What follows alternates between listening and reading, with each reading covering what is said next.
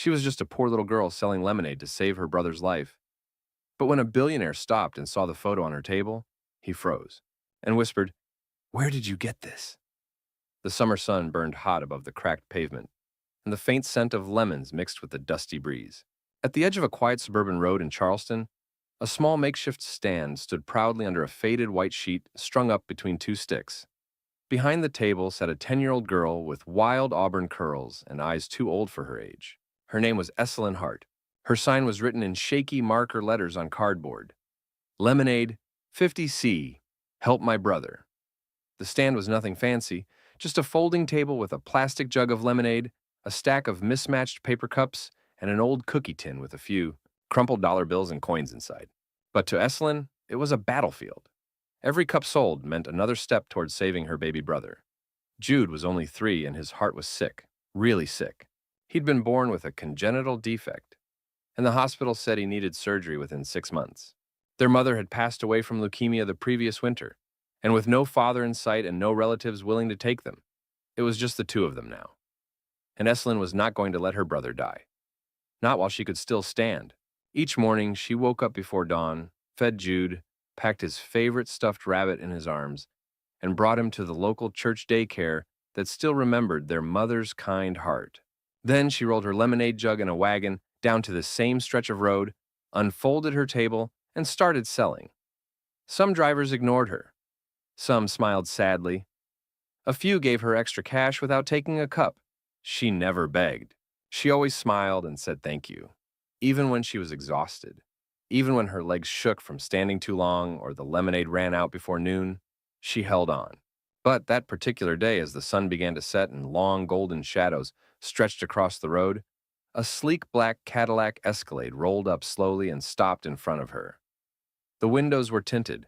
The engine idled like a sleeping beast. Esselyn straightened her back and wiped her forehead with the hem of her shirt. The passenger side door opened and out stepped a tall man in an immaculate gray suit. His shoes were polished, his wristwatch sparkled in the light, and his expression was unreadable behind a pair of designer sunglasses. He didn't say anything at first. He just walked up to her stand slowly, deliberately, like someone approaching something fragile. Then his eyes fell on the old photograph clipped to the front corner of the table. It was the one picture Esselyn always kept there. It showed a woman with long hair laughing as she held a newborn in a hospital blanket. Her name had been Maribel Hart. She'd been strong, brave, and warm, and she had loved her children with everything she had. The man froze. His entire body tensed as though struck by lightning. His mouth parted slightly, his breathing changed, and his sunglasses slipped down his nose, just enough for Esselyn to see his eyes, wide with disbelief. He reached out a hand slowly, like in a dream, and pointed to the photograph. Where did you get this?" he asked, his voice cracking in the middle. Esselyn blinked, taken aback. "That's my mama," she said carefully. Why?" The man staggered back half a step. His lips trembled. What did you say her name was?" "Maribel." "Maribel Hart," Esselyn replied, her small voice calm but curious. For a few seconds, the man couldn't speak. His chest rose and fell. He turned away, running both hands over his face in a way that looked too raw for someone in a $1,000 suit. Then, almost in a whisper, he said, "She told me the baby never survived." And then quieter, more to himself than to her, "My God, she lied." Esselyn stared at him. The lemonade stand, the road, the world. They all seemed to blur. Who was this man? And why did he look like he'd just seen a ghost? Esselyn's fingers tightened slightly around the edge of the lemonade stand. The man in front of her, tall, powerful, visibly shaken, seemed to have dropped into her world from another universe. His perfectly tailored suit didn't belong on this dusty roadside. His leather shoes weren't meant to stand in the same dirt that clung to her worn sneakers. Yet here he was, staring at the photograph like it held a piece of his soul. He looked up at her again, his voice trembling. "How old are you?" 10, she answered slowly, her voice cautious. "My birthday was in March." His breath caught. He took off his sunglasses completely now. His eyes were a soft hazel, rimmed with something close to disbelief or fear. "And your brother?" he asked next. "The baby she's holding in the photo?" Esselyn nodded. "That's Jude. He's 3. He needs surgery. For his heart." The man swayed slightly, his hand going to his chest, like he had to hold something in. Then he asked a question she hadn't expected. Do you know who your father is? Esselin froze. That question had always hung in the air, like smoke no one wanted to name. Her mother never talked about him. Sometimes Esselin wondered if he was cruel or dangerous. Sometimes she imagined he was just gone. A sailor lost at sea, a soldier in some foreign war, a face never seen but felt. Her mother always smiled sadly when Esselin asked, then said, You've got enough love in you for both parents, baby. That's all that matters. I don't know, she said finally. Mama never said. The man exhaled shakily and took a step back. He ran both hands over his face again, pacing in a slow circle, then finally stopped and looked down at her with such an intensity that it made her chest tighten. My name is Leander Marwick, he said quietly. I knew your mother a long time ago. Over 10 years ago, in New York. Esselin blinked. She'd never been to New York. She was studying to be a nurse. I met her at a fundraiser. We were together for a while. Then one day she left without a word. No calls, no letters, just disappeared. His voice cracked again. She told me later in a single email that the baby didn't survive. That's why I didn't come. That's why I didn't try harder. I thought. His voice faded into the thick summer air. Esselin felt a strange heat rising behind her eyes, though she didn't fully understand why. Her hands trembled now, not from fear, but from something unnameable, a feeling she'd never felt before. Her gaze moved from the jug of lemonade to the man in front of her. Leander took out his phone and pulled up a photo, a younger version of himself, standing beside a smiling Maribel. She was visibly pregnant. Esselin's breath caught. That's her, she whispered. That's my mama. For several seconds, neither of them spoke. Then, Leander lowered himself to one knee to be at her level. If what I think is true, he said, voice softer than before, then I'm your father, Esselin. The name sounded strange coming from his mouth. She didn't know whether to believe him or run or cry. She didn't cry, not anymore. Not since the day her mother stopped breathing and the nurses had gently pulled her from the room. But now, something inside her shifted. If you're really my dad, she said slowly, eyes narrowing, then where were you all this time? Leander didn't flinch. His jaw tightened, but his eyes stayed on hers. I didn't know, he said. I swear to you, Esselin, I would have come. I would have never left her alone. The silence was heavy between them. From her backpack behind the table, Jude's faint cough broke through the moment. He stirred inside the daycare blanket she used to swaddle him. She ran to him instinctively, lifting his small body gently, shielding his chest from the wind. Leander stared at the boy. He looked like him. The shape of the eyes, the ears, even the way he curled his fingers in sleep. Does he know? Leander asked quietly. No, she said. He's too young. He just knows I'm his sister, and I take care of him. Leander stood in place, his hands now shaking with something beyond shock, something closer to awe or guilt. I want to help, he said at last. Please, let me help both of you. Esselin hesitated.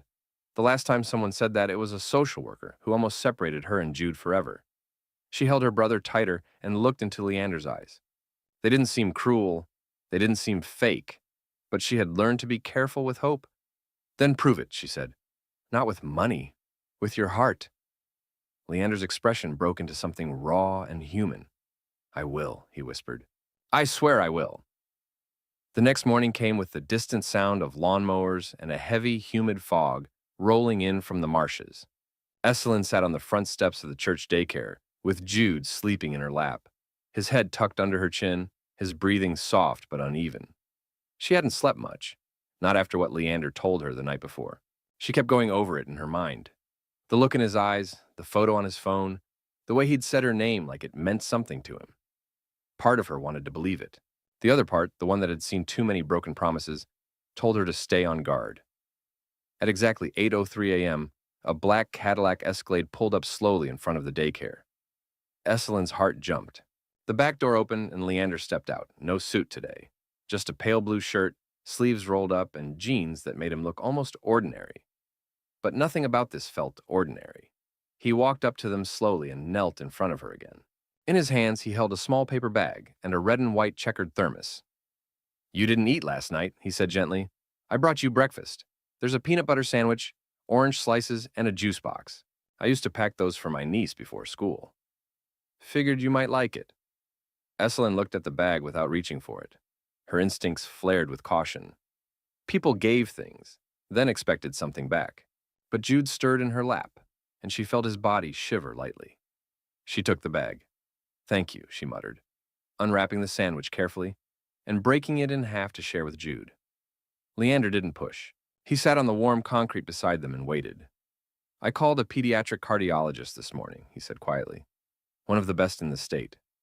I didn't give any names, just asked about urgent consults. If you want, we could go today. No pressure." Esselyn looked up. "They won't let me in without a guardian. I'm just a kid." Leander nodded. "That's why I talked to a lawyer, too. I want to help officially if you'll let me. I can become your emergency contact. Not to take you away or anything, just to give you options. You don't have to trust me yet. I know I haven't earned that." His honesty disarmed her more than his kindness. She was used to people pretending, acting like they knew better. Leander wasn't doing that. He was offering, not grabbing. "Did you love her?" she asked suddenly, surprising even herself. Leander blinked. "Your mom?" Esselyn nodded. He turned toward the street and exhaled slowly, like he was unlocking a box he hadn't opened in years.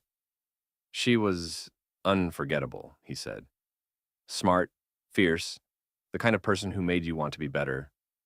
We were young, stupid in some ways, but I loved her. I would have married her in a heartbeat, and I still don't understand why she disappeared." "She was sick," Esselyn whispered.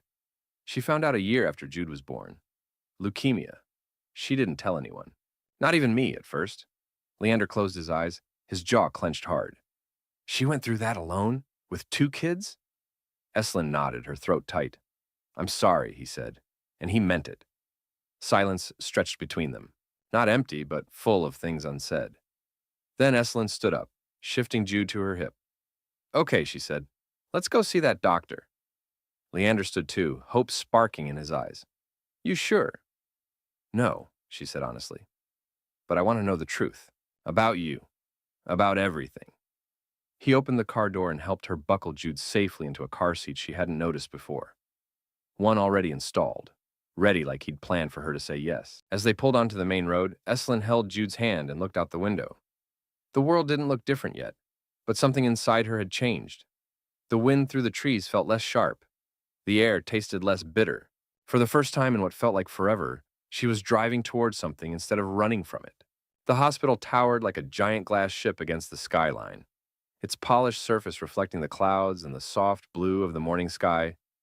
Esselyn had never been in a place like this before.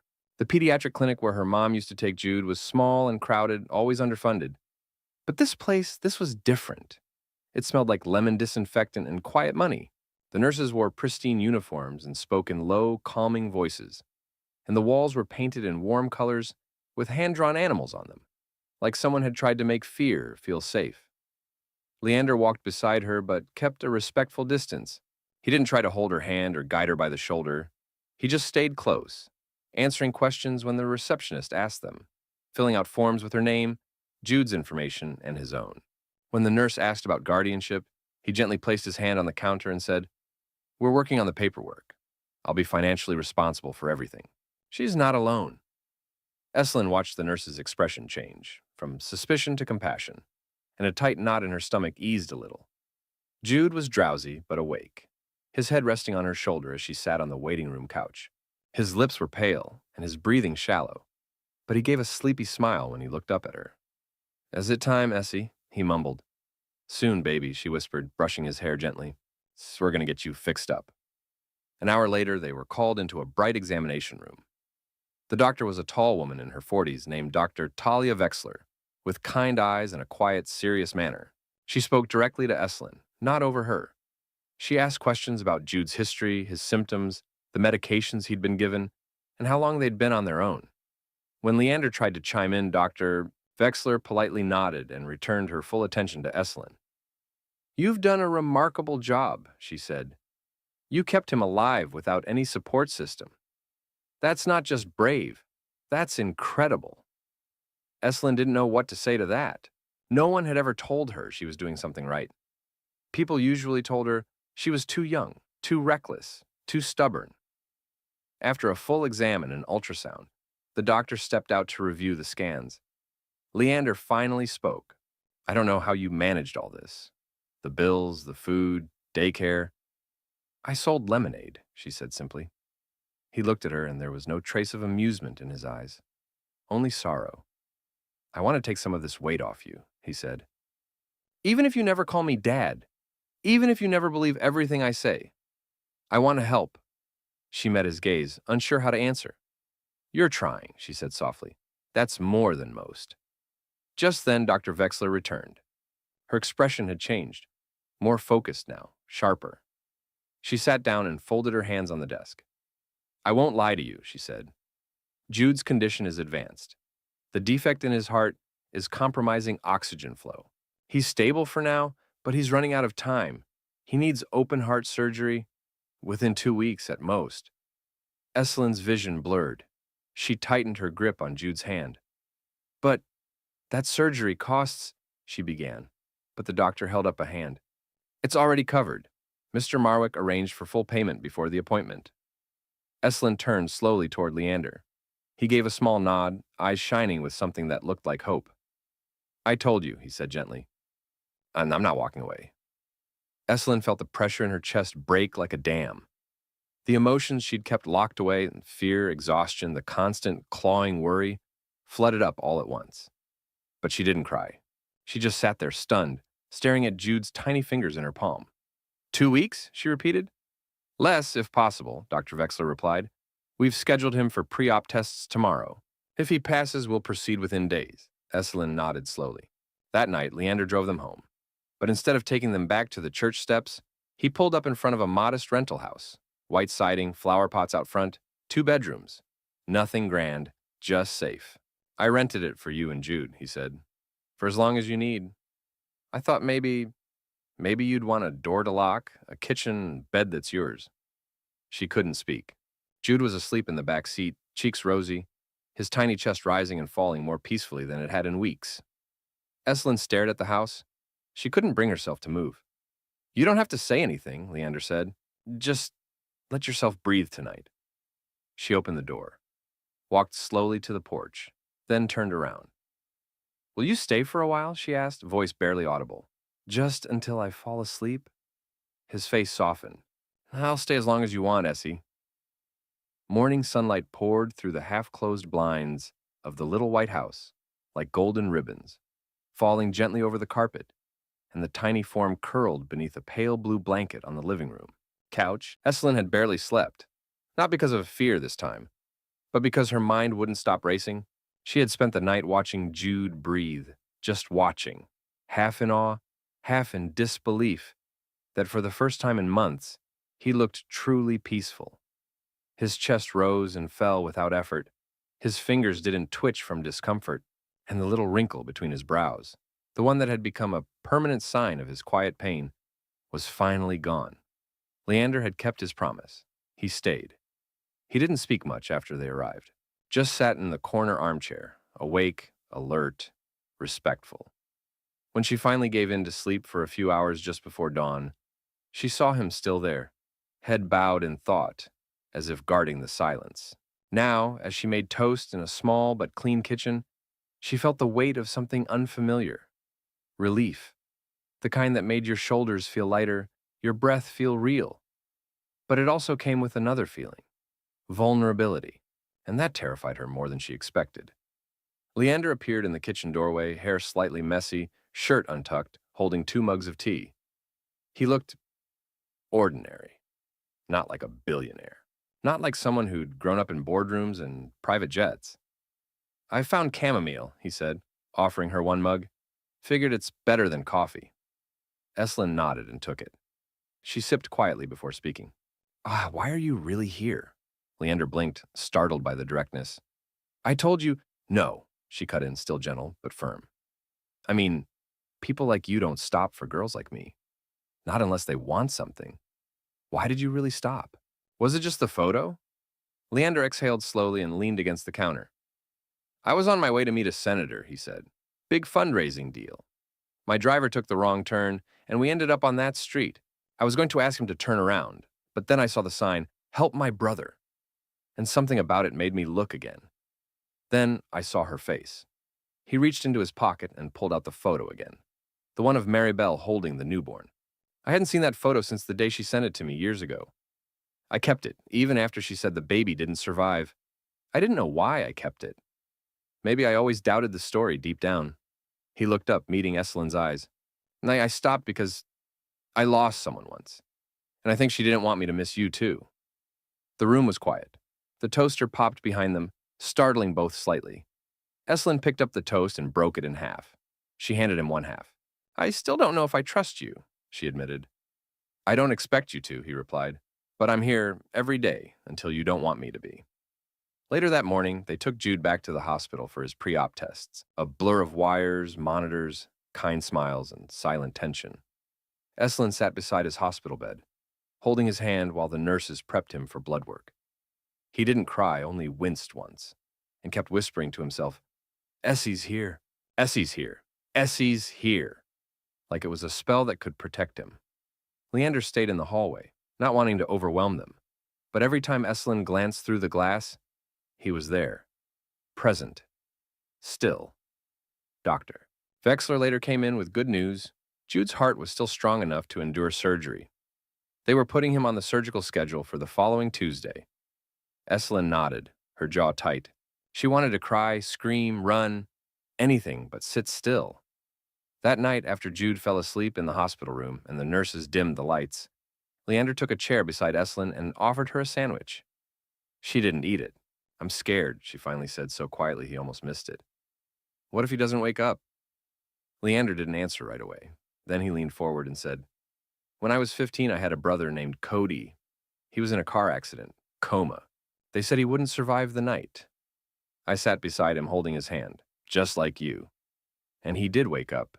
And even if he hadn't, I would have still held his hand till the end. That's what love is." Esselin stared at him for a long time. She didn't speak. But then she reached over, took the untouched sandwich, and finally whispered, "Thank you." And for the first time since this began, Leander felt something break open inside him too. Something soft, something true. The hospital room was dim except for the soft glow of the monitors and the distant streetlight filtering through the half-open blinds. Esselin sat upright in a stiff chair beside Jude's hospital bed, clutching his tiny hand in both of hers. The rhythm of the heart monitor beeped steadily, a lifeline of sound that both comforted and terrified her. Tomorrow was surgery day. Every hour that passed pulled her closer to a moment she both prayed for and dreaded. She wanted him fixed, needed him saved. But the thought of them wheeling her brother away, putting him under cold lights and blades and anesthesia, it made her stomach knot so tightly she could hardly breathe. She hadn't left his side all day. Nurses had offered to let her rest in the family lounge, even brought her snacks she didn't touch. But she refused to leave the room, as if stepping outside would cause something terrible to happen. That was how it always felt. If she wasn't watching, protecting, fighting, everything might fall apart. Leander had gone home for a few hours, but promised to return before sunrise. He hadn't pushed her, hadn't told her to be strong or calm down. He had simply looked her in the eye before he left and said, "You're not alone tomorrow. I'll be here." Now, the world felt suspended in stillness. Even Jude slept more soundly than usual, his breathing deeper, steadier, thanks to the sedatives preparing him for the next morning. Esselin looked down at him, brushing a piece of hair from his forehead. She whispered a lullaby their mother used to sing, barely audible, just enough to keep her own fear from swallowing her whole. "I'm sorry," she said softly, her voice cracking. "I'm sorry I couldn't fix you sooner. I'm sorry I wasn't enough." Tears slipped down her cheeks silently. She hadn't let herself cry in months. Crying never helped. It just reminded her that no one was listening. But now, it felt different. Now, the tears were not a surrender. They were a release. Suddenly, she heard a quiet knock on the hospital room door. She wiped her face quickly, turning as it opened just a crack. It was one of the night nurses, a kind woman named Valerie. "Hey, sweetheart," she said gently. "You need anything? Blanket? Tea?" Esselin shook her head. "No, thank you." Valerie stepped inside anyway and knelt beside her. "I just wanted to say, I've seen a lot of siblings in this ward. A lot of scared little girls pretending they're made of steel. But I've never seen anyone like you. You've held this family together by sheer will. Esselyn looked away, uncomfortable. Praise always felt heavier than silence. Valerie touched her shoulder gently. You're not alone anymore, honey. Let someone help you carry the weight. Esselyn didn't reply, but she didn't pull away either. After the nurse left, Esselyn leaned back and stared at the ceiling. She thought about her mother, how she used to hum while cooking, the way her fingers always smelled like vanilla and antiseptic. She wondered what her mom would say now if she were standing in this room. You're doing everything right, baby. Keep going. Around 4 a.m., the door opened again. This time, it was Leander. He entered quietly, carrying a small thermos of hot chocolate and a folded blanket under his arm. You look like a statue, he said, sitting beside her. Have you moved at all? She allowed herself the faintest smile. No. If I move, the room might collapse. I don't think that's how physics works, he murmured, passing her the thermos. Still, she replied, taking a sip. The warmth traveled down her throat, soothing something brittle inside her. Leander looked at Jude, then at her. I asked Dr. Vexler if I could go in with him tomorrow. Just until he's under. She said yes, but only if you're okay with it. Esselyn hesitated, then nodded. He should have someone. You'll be in the waiting room? She nodded again. Yeah, I'll be there. The whole time. Leander leaned back and sighed. I wish I could take the fear away from you. You can't, she said. But you can sit next to it, and that's enough. They sat in silence again, side by side, until the sun began to rise. By the time the surgical team arrived, Esselyn had changed into clean clothes, brushed Jude's hair back neatly, and whispered to him until he opened his sleepy eyes. Time to get you fixed, baby, she said, her voice steady now. I'll be right here when you wake up. He nodded faintly, too drowsy to speak, but his fingers tightened around hers before the nurses gently peeled him away and rolled the bed out the door. She stood frozen in the hallway, watching them disappear. And then she turned.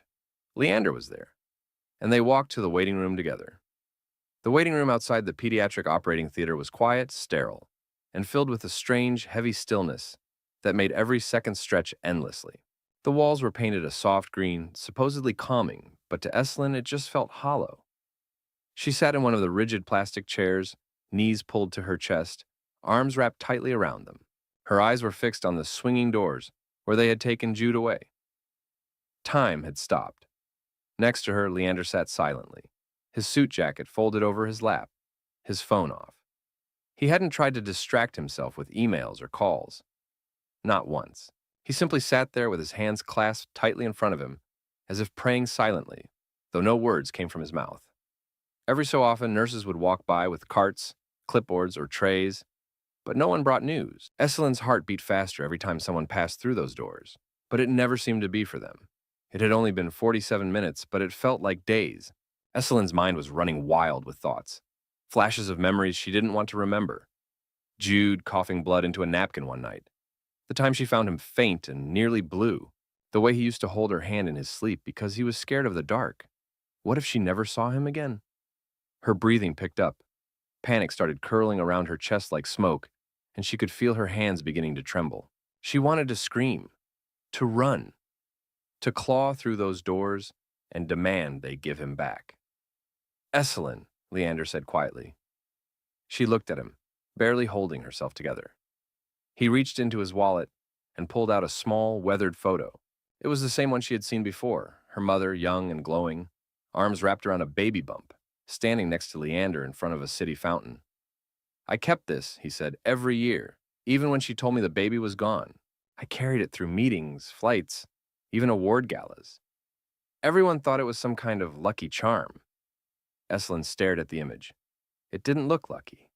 It looked real and sad. I think a part of me always knew, he continued, that she was trying to protect something or someone.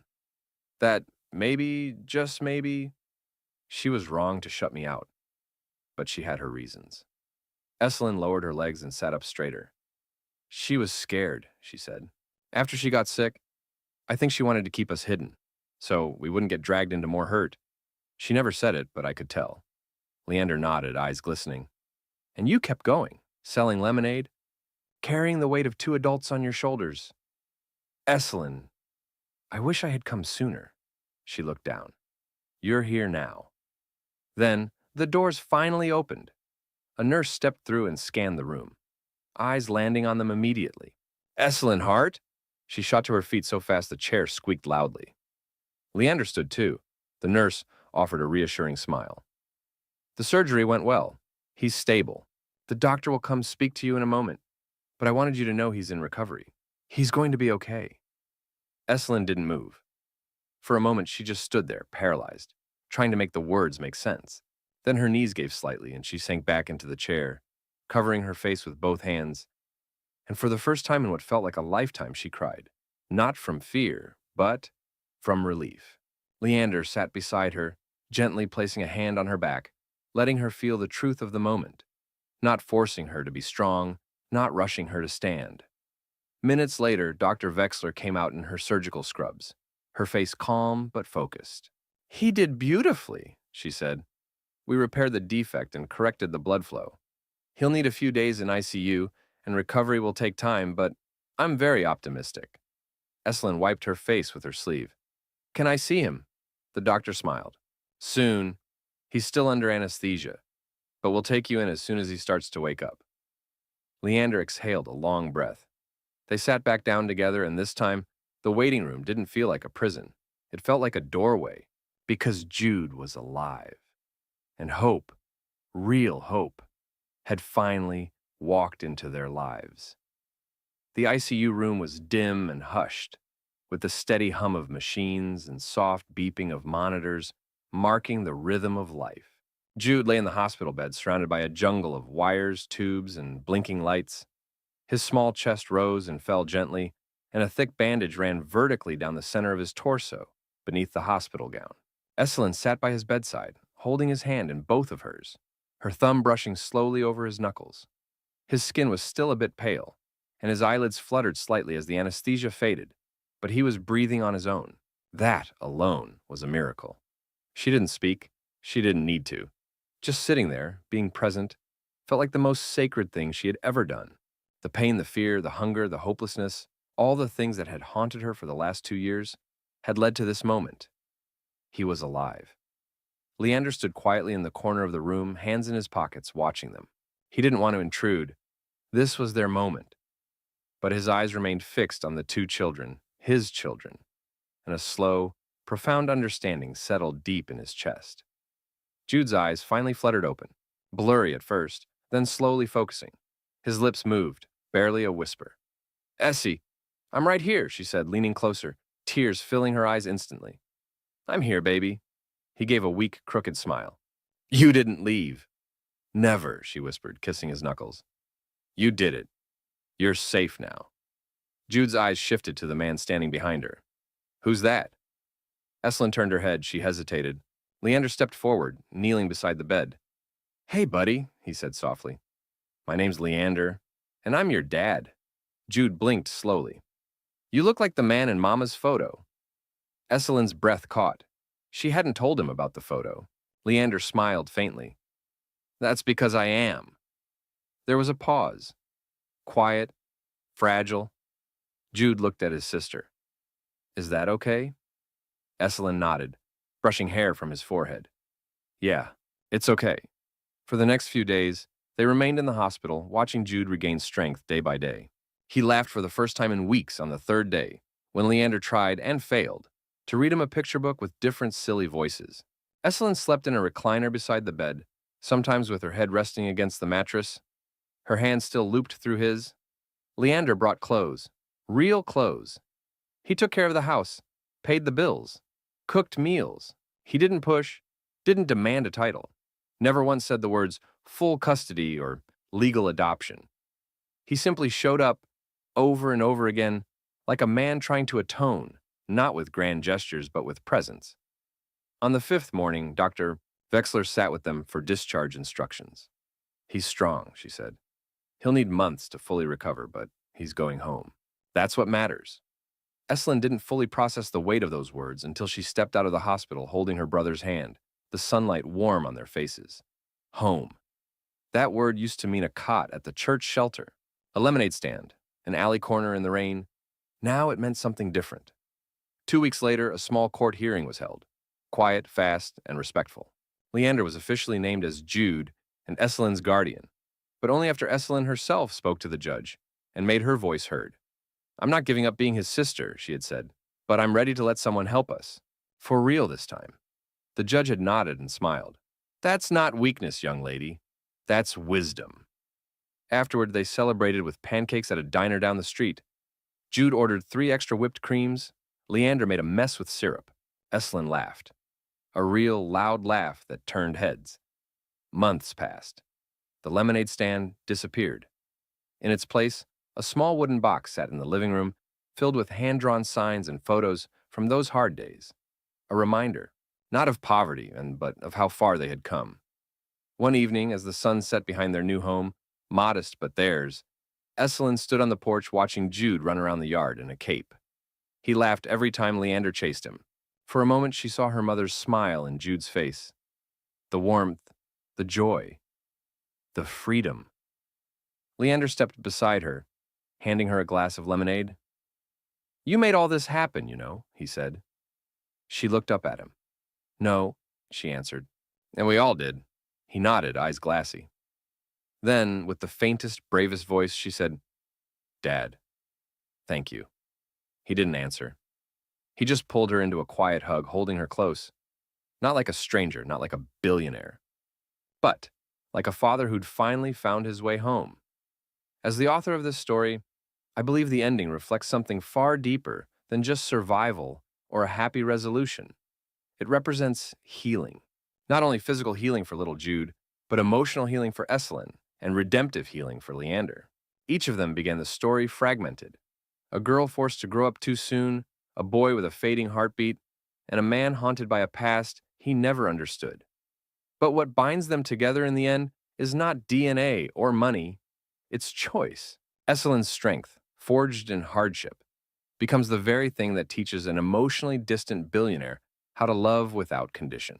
And Leander's willingness to show up consistently, without demanding forgiveness, becomes the anchor Esselin never had. Jude, the most fragile of them all, becomes the living symbol of what happens when love refuses to give up. The ending for me is not just happy, it's earned. It reminds us that no matter how broken your starting point may be, love, courage, and the quiet bravery of letting someone in can reshape a life.